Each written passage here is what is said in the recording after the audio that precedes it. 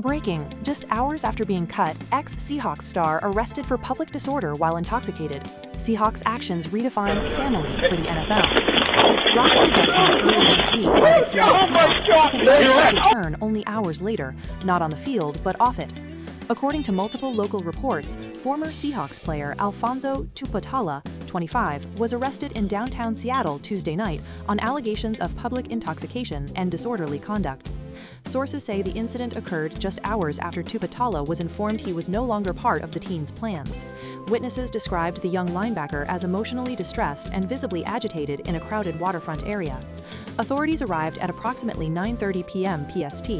No serious injuries were reported, but Tupatala was taken into custody for processing and later released on bail the following morning.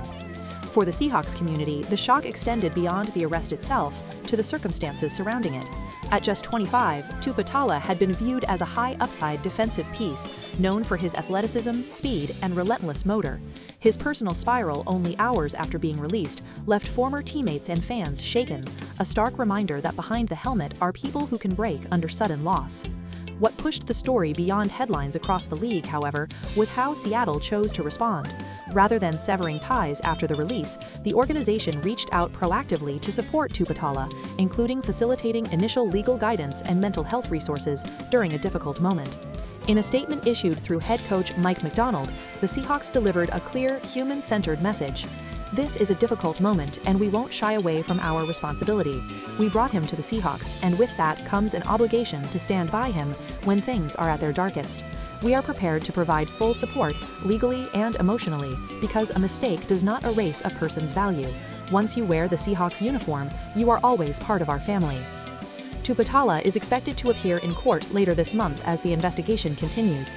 For Seattle, however, the focus has shifted beyond legal proceedings to human responsibility towards someone who once represented the organization.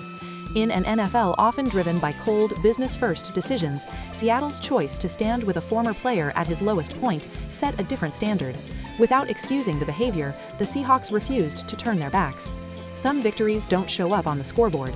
That night, Seattle didn't gain yards or force turnovers, but they reminded the league that family doesn't end when a contract ends, and that humanity still has a place in professional football.